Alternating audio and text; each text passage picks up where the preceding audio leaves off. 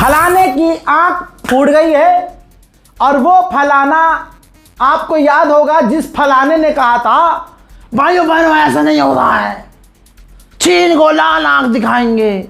हजरात, चीन भारत को लाल आंख दिखा रहा है, पाकिस्तान हमें दुदकार रहा है, हमें हूल दे रहा है। और हमारी सरकार, मोदी सरकार, चाइना की लोलो पोचों में लगी हुई है।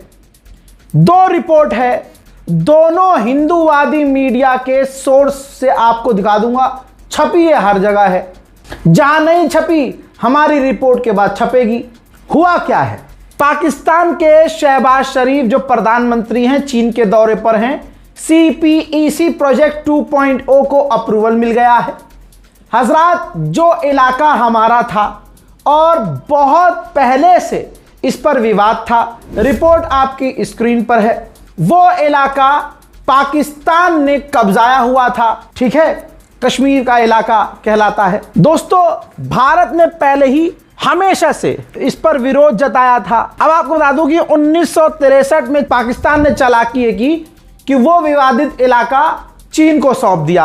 अब जो CPEC प्रोजेक्ट है 2.0, उसके अंतर्गत वो जो भारत का विवादित इलाका है, जो हमारा इलाका था, जो चीन को पाकिस्तान ने सौंप दिया था 1963 में, उस विवादित इलाके में CPEC प्रोजेक्ट 2.0 के तहत वहां रोड बनाएगा चाइना रोड बनाएगा।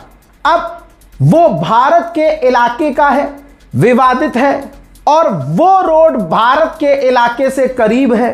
पाकिस्तान और चाइना ये जो रोड बनाएंगे, इसका इस्तेमाल पाकिस्तान ऑब्वियसली चाइना करेगा, और इस रोड के जरिए पाकिस्तान और चाइना की जमीनी फौज की पहुंच भारत के करीब तक हो जाएगी। अब मुझे बताओ, भारत को मां कहने वाले वो मादर जात कहां हैं?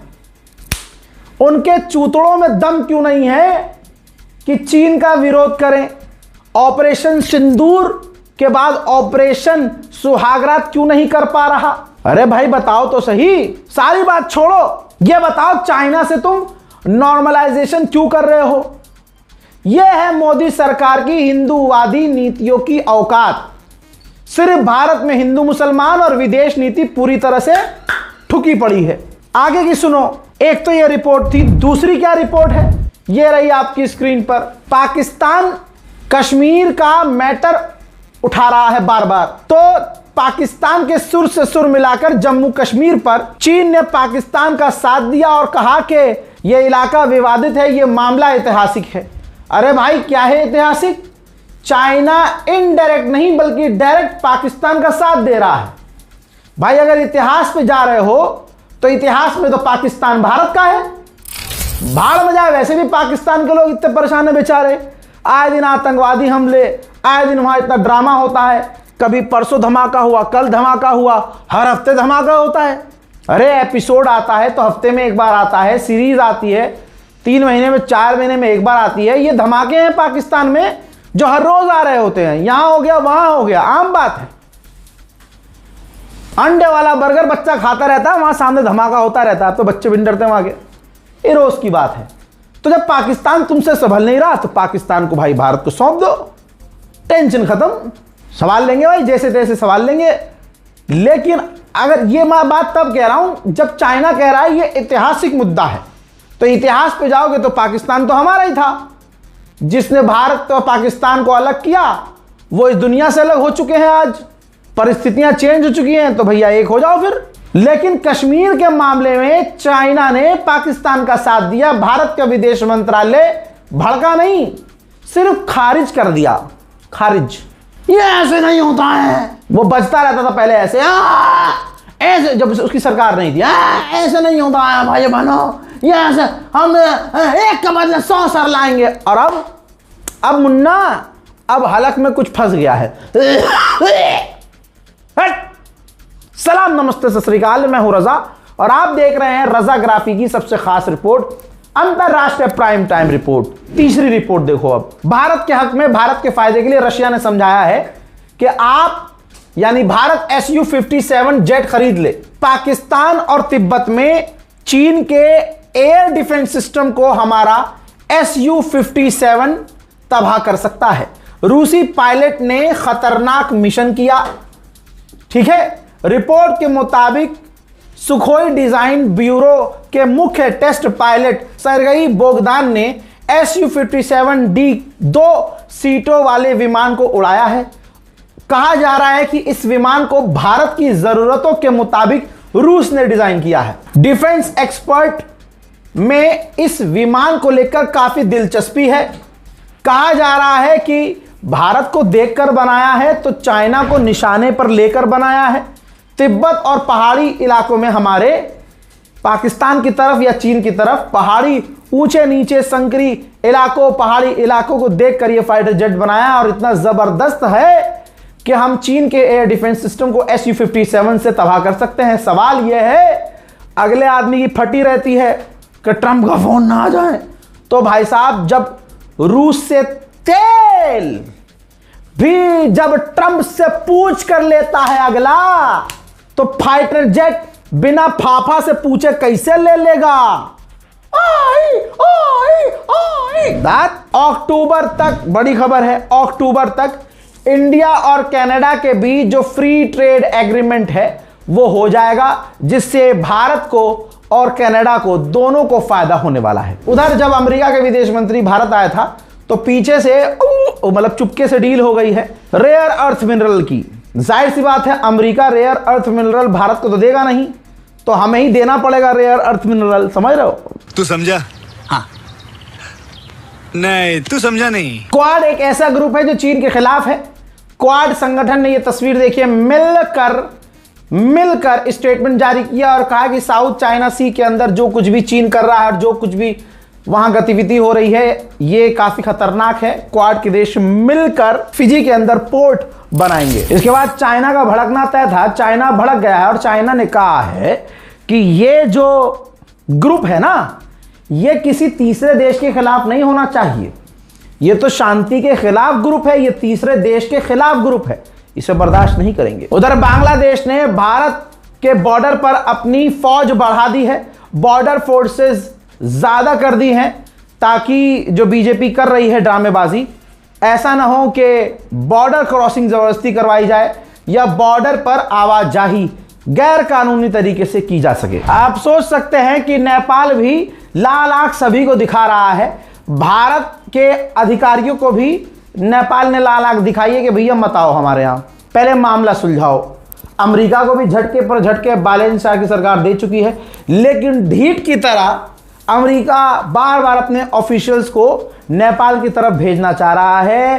डोनाल्ड ट्रंप की सरकार की top official, top most official, जी हां, बालेन शाह की सरकार के बनने के बाद नेपाल के दौरे पर आने वाली है एक बार फिर से।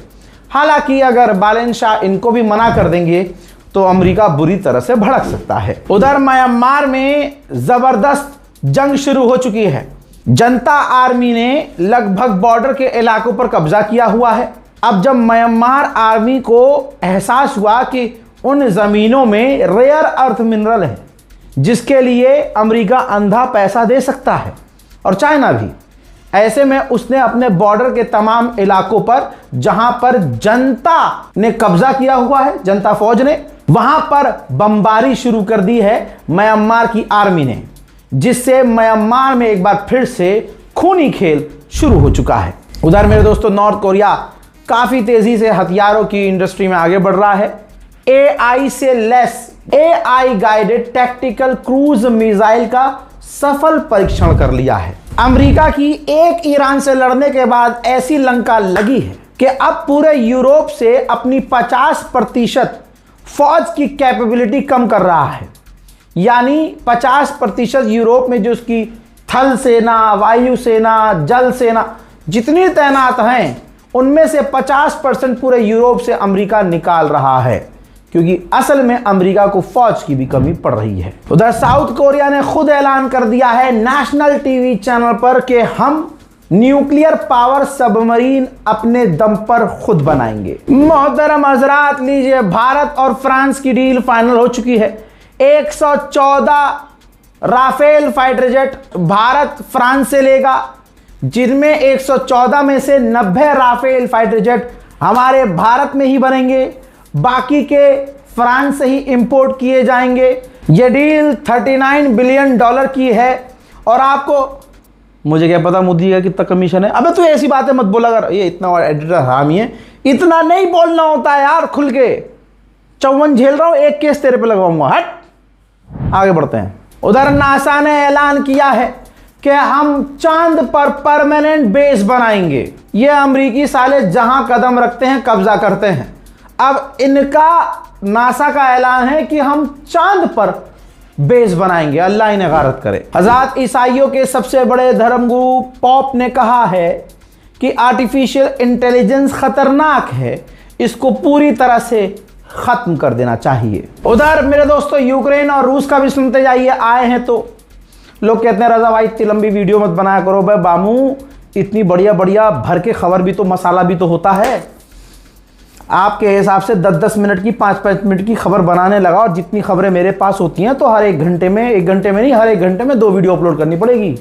समझते नहीं हो यार बात को। सुनो, रशिया ने धमकी दी है यूक्रेन को कि अगर सिविलियंस पर हमारे हमले बंद नहीं किए यूक्रेन ने, तो हम ऐसे हथियार का इस्तेमाल करेंगे और इतना तगड़ा हमला करेंगे कि नामो निशान तुम्हारा मिलेगा नहीं। यूरोपीय यूनियन की ये देवी ने कहा है कि हम तैयारी कर रहे हैं रूस पर 21वां पैकेज बैन का लगाने के लिए। यानी पैकेज समझ रहे हैं, एक पैकेज के अंदर सैकड़ों चीजें हैं। एक बैन का पैकेज, यानी एक बैन के पैकेज में सैकड़ों बैन हैं।